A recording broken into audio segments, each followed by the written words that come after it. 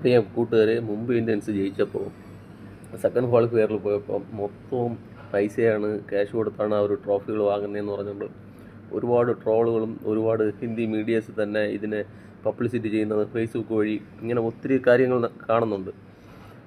എൻ്റെ ഒറ്റൊരു ചോദ്യം, എന്തുകൊണ്ട് മുംബൈ ഇന്ത്യൻസ് ഹാർദിക് പാണ്ഡ്യ പോയപ്പോൾ തോറ്റെന്ന് കണ്ടപ്പോൾ ഹാർദിക് പാണ്ഡ്യ പൈസ കൊടുത്ത് വാങ്ങി? തിരിച്ച് അവന് പൈസ കൊടുത്തു, അതാണ് മുംബൈ ഇന്ത്യൻസ് പൈസ കൊടുത്തു. എന്തുകൊണ്ട് രോഹിത് ശർമ്മയെ വെച്ച് തന്നെ ആ സീസണുകളിൽ പൈസ കൊടുത്ത് ജയിക്കാൻ നോക്കിയില്ല? സച്ചിൻ കളിച്ചത് 2008 മുതൽ 2013 വരെ, അതായത് 6 സീസൺ കളിച്ചു.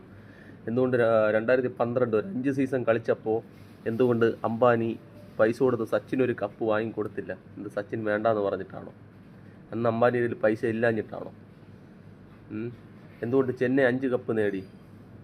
ഈ 2013, അതായത് മുംബൈ കപ്പ് നേടുന്ന മുമ്പ് 2 കപ്പ് ചെന്നൈ സൂപ്പർ കിങ് നേടി. പൈസ കൊടുത്തിട്ടാണോ അല്ല കളിച്ചിട്ടാണോ? രോഹിത് ശർമ്മ ക്യാച്ച് വിട്ടതിന് കുശാൽ മണ്ടീസ് പൈസ വാങ്ങിയിട്ടാണ് ട്രോളെന്ന്.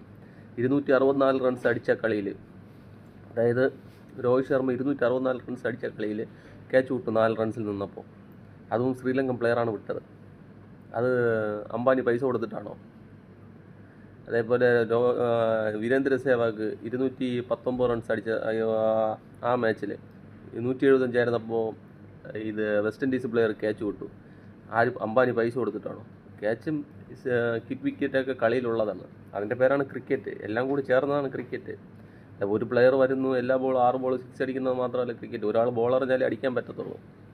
11 പ്ലെയർ ഉണ്ട് ഒരു ടീമിൽ. ഫീൽഡ് ചെയ്യാൻ 11 പ്ലെയർ ഉണ്ട്. ഒരാൾ ബോൾ ചെയ്യണം, ഒരാൾ കീപ്പർ നിൽക്കണം, 2 പേര് ബാറ്റ് ചെയ്യണം. മൊത്തം 13 പേർ ഇറങ്ങും. അമ്പയറിനെ കൂടെ ചേർത്ത് 15 പേര് ഒരു ഗ്രൗണ്ടിൽ കാണും. അതിൻ്റെ പേരാണ് ക്രിക്കറ്റ്. അതിലിങ്ങനെയൊക്കെ സംഭവിക്കും. അതിന് പൈസ കൊടുത്തിട്ടാണെന്ന് പറഞ്ഞു കഴിഞ്ഞാൽ RCB പോയി പഞ്ചാബിനെ തോപ്പിച്ചിട്ട് എത്ര ക്യാഷ് കൊടുത്തു? ഇത്രയും ചെറിയ സ്കോറിൽ ഔട്ടായി കൊടുക്കാൻ വേണ്ടിയിട്ട് പൈസ കൊടുത്തെങ്കിൽ എല്ലാ കളിയും പൈസയാണ്. എന്തുകൊണ്ട് RCBക്ക് 18 വർഷമായിട്ട് പൈസ ഇല്ലായിരുന്നു? ആ 18 വർഷത്തിൽ 6 വർഷമാണ് മുമ്പേ ഫൈനലിലെത്തിയിട്ടുള്ളത്, കപ്പ് നേടിയിട്ടുള്ളത്. ബാക്കി എത്ര സീസൺ ഉണ്ടായിരുന്നു RCBക്ക് പൈസ കൊടുത്ത് വരാൻ? ഇതില്ലായിരുന്നു. ചുമ്മാ ഓരോന്നിങ്ങനെ പടച്ചുകൂടെ എളുപ്പമാണ്. ആദ്യം കളിയായിട്ട് കാണാൻ പഠിക്കും.